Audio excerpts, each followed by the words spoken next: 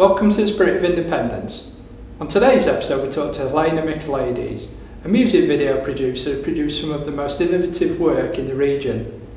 We don't need no MTV.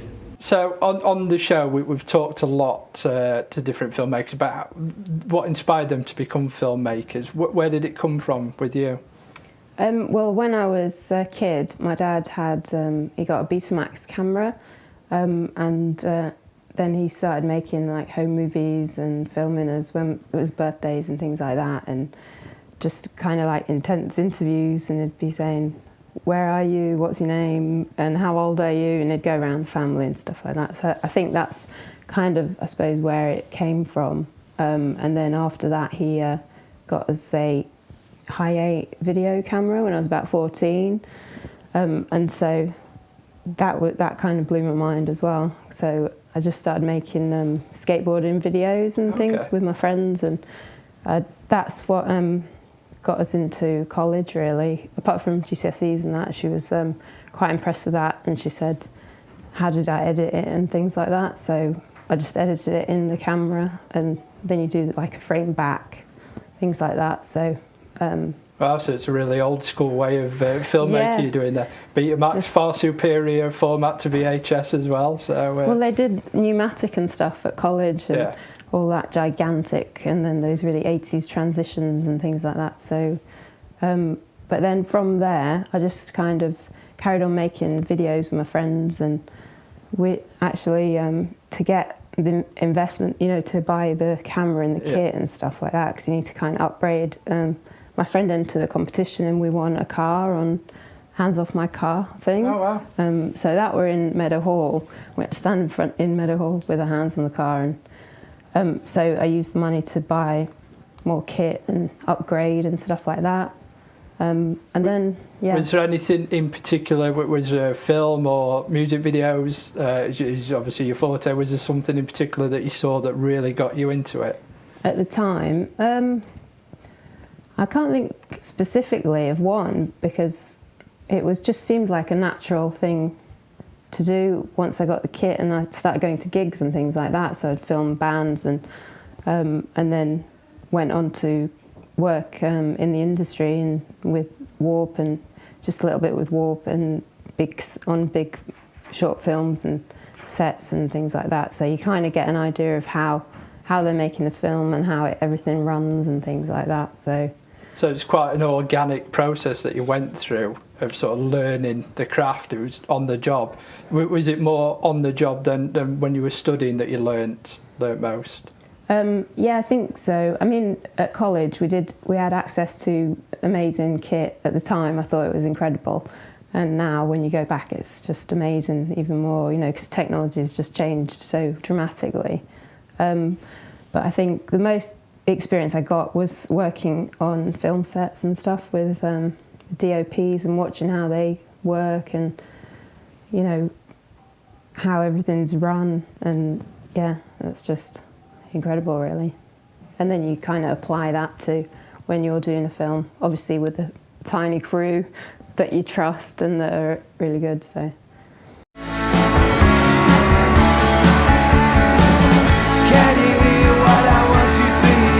it's the sound of the candle burning. Now we're here, just don't interfere. Hang around, we're forever learning. And we're waking up, shaking up, wanting to be running for the exit, turning, let's keep holding on together.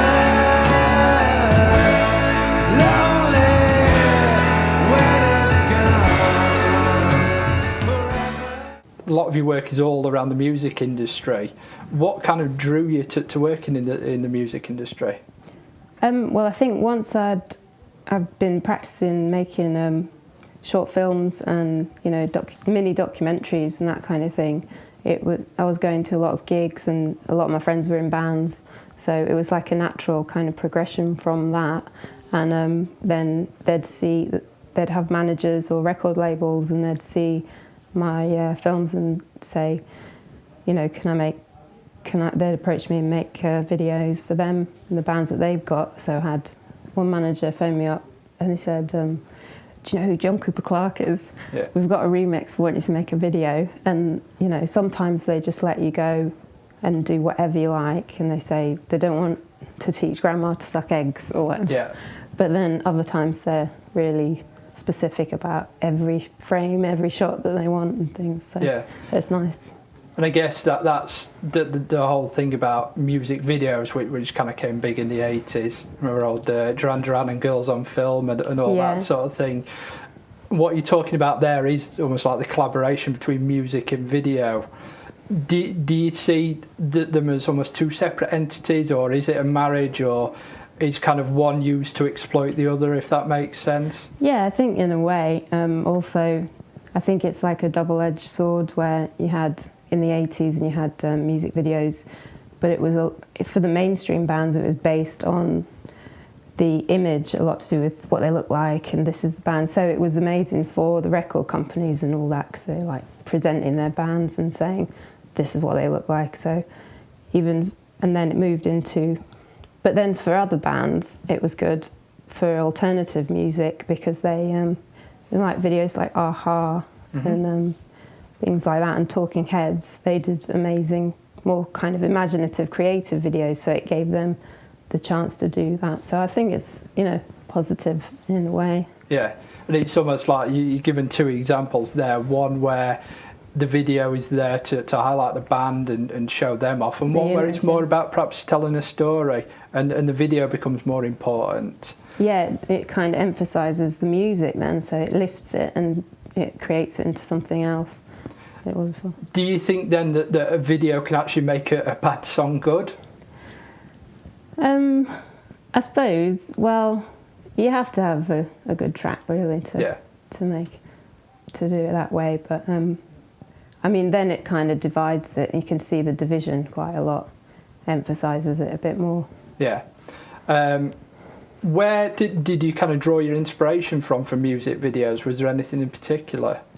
I suppose in the 90s, and you had directors like Michel Gondry and Jonathan Glazer, who does all the Radiohead videos, and they're just like teen spirit, street spirit, sorry, which is amazing. And you see, they were being a bit more creative with effects, and you know, it just kind of blows your mind really when you watch it. I know when you watch it now it doesn't seem so amazing, but at the time it was a big inspiration. And also Chris Cunningham with Aphex Twin, which was pretty cool too.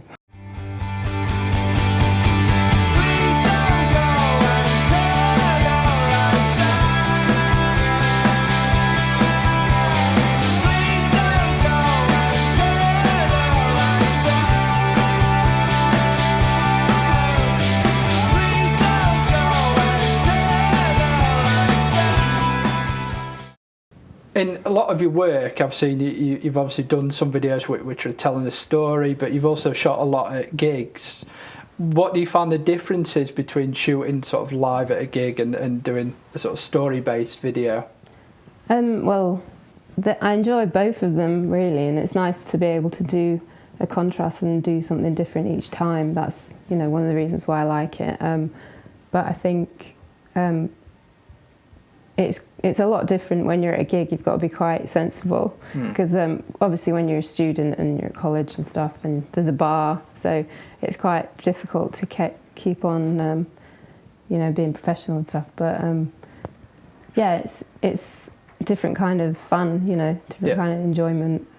But it's a lot harder to do that because you're not planning and you haven't got really any control over the shots and lighting and stuff like that. So you talk to the lighting engineer and explain, you know, ideally we would like this kind of setup and things, but it's not necessarily what everyone wants. So you have to kind of be flexible to that.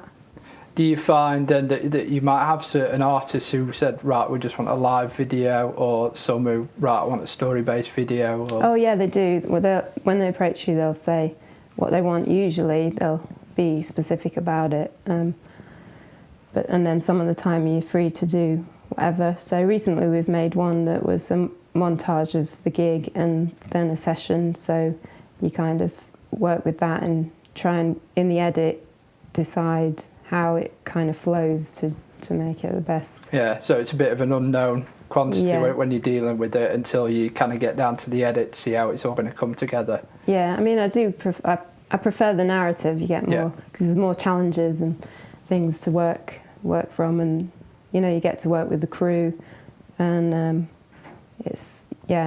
you have more control, so it's good. Yeah, and speaking of sort of working with crew and your creative control, there are a number of artists that you've worked with more than once. I think Baby Bird's one that kind of stood out for me. Yeah. How do you find working with the same artists over and over compared to somebody who you might just do a one-off?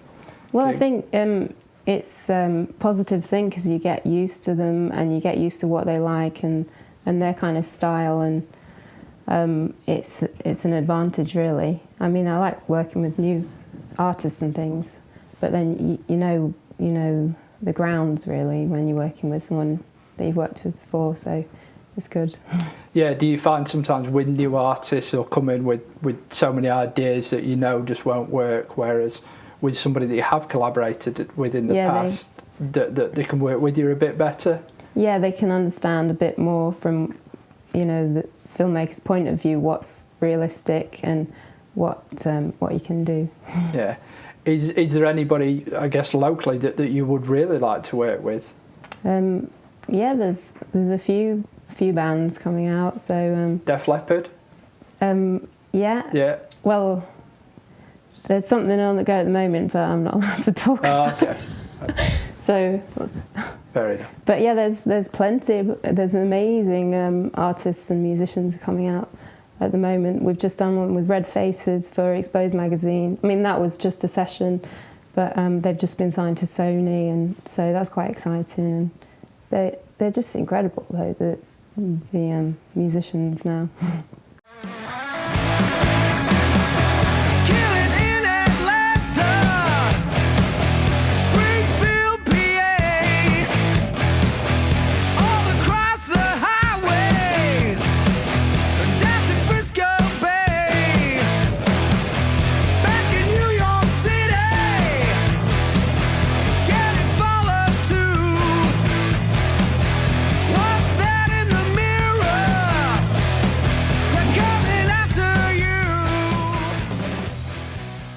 One of the videos that really caught my eye was the Black Spiders video. I think it's because I'm a big fan of the Warriors anyway.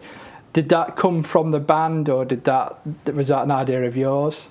Well, no, the band approached me, and it was their idea to do the Warriors themed video.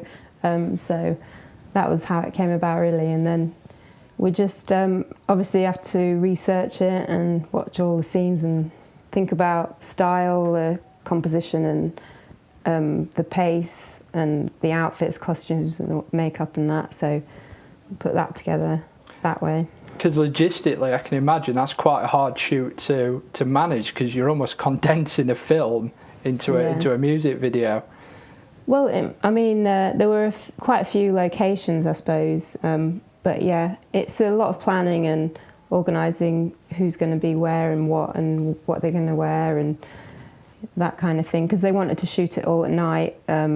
So, because we did plan to do some in the peaks on a cliff and things like that, but then it was the lighting, really. We had to make sure we could get everywhere with suitable lighting. And we did come up against a few issues to do with, obviously, a lot of it's based in the train station. Yeah. So it's a bit of a nightmare trying to get permission to film in there, because we originally wanted to film on a train, you know, as it is in the film. Yeah.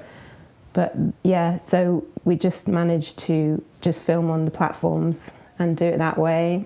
And then we had another issue. We were filming in the graveyard. Yeah. And in Sharrow, do you know the one? I do, yeah. And the generator didn't work because the person who'd borrowed it before put diesel in it or something. So we had to shoot it all with the top light on the camera, but we were all in the middle of the graveyard, which is a shame because you don't get all the background. But we did have a fantastic props designer, Julianne, who was fantastic, and she got all, you know, she made a good tombstone, yeah, and all that kind of thing, and got all those cardboard boxes in the last scene. Yeah. And that was a bit of a mission. So. Well, I think high concept videos like that, I think they're always the ones that for me will really grab my attention. I think, you know, it's quite a bold move doing something like that, but I think it really paid off.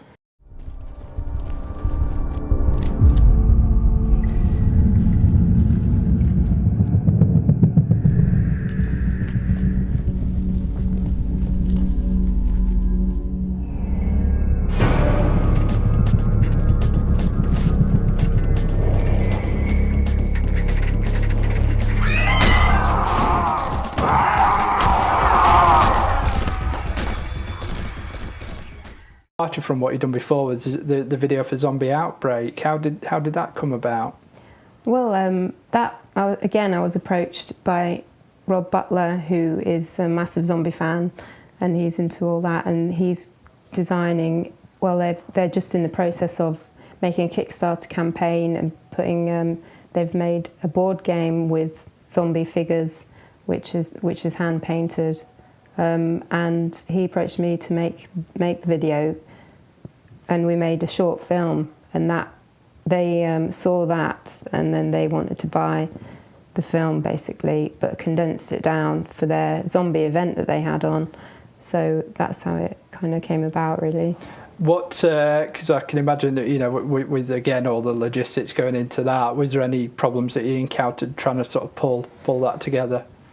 Well, he had a good idea of exactly what shots he wanted and the storyboard and everything, so shot for shot really. I mean, I did manage to get a few things in, you know, if you put ideas forward and he likes them, so we managed to use a few things that I wanted to test out really on that, but yeah, I think it's the same kind of process really, so you just arrange all the cast and the crew, and we had amazing cast and fantastic crew who did the makeup and cinematography and things like that, so we're just really lucky that it kind of all came together, and there's so many people around that can work on it.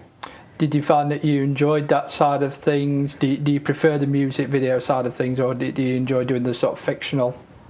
Well, I like both because it's, you know, a challenge to do something new, and also to do all the effects and the blood splatting and all that.